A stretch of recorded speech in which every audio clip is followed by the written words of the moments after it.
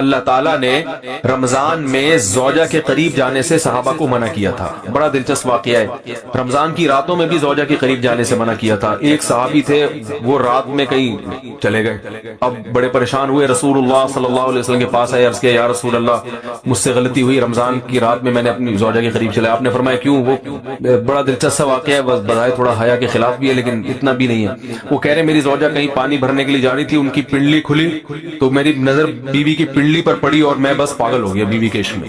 میں یہ اس لیے بیان کر رہا ہوں کہ جو لوگ نظر کی حفاظت کرتے ہیں وہ بیوی کے عشق میں پاگل ہوتے ہیں. جو دن رات انٹرنیٹ پر پنڈلیاں دیکھتے رہتے ہیں انہیں بیوی کی پنڈلی بھی کیا شکل بھی اچھی نہیں لگتی ان کو.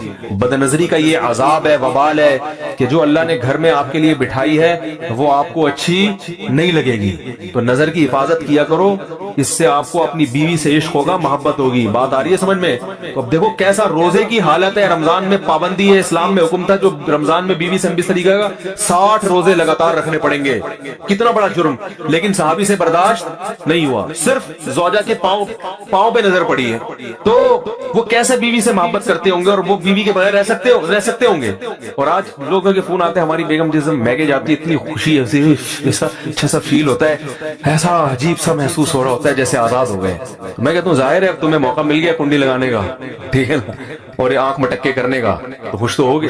تو یہ بھی ایک عذاب ہے جو لبرل لوگ نے جس عذاب میں ڈالا ہوا ہے نا, اس میں عورت کے حقوق نہیں. عورت کے حقوق نظر کی حفاظت میں اور عورت کے پردہ کرنے میں ہے. جب مرد باہر نکلے گا سب پردے میں ہوں گی تو آئے گا کس کے پاس؟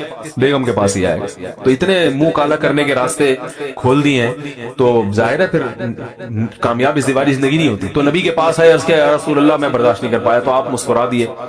تو وہ نبی کے پاس گئے, یا رسول اللہ ایسے ہوا, مجھ سے غلطی ہو گئی. تو آپ نے فرمایا کیوں؟ فرمایا ایسا ہو گیا تھا.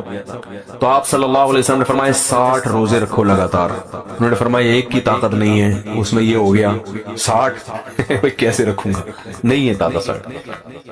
آپ نے فرمایا ٹھیک ہے پھر 60 غریبوں کو 2 ٹائم کا کھانا کھلاؤ. فرمایا اس کی بھی طاقت, بولو بھائی نہیں.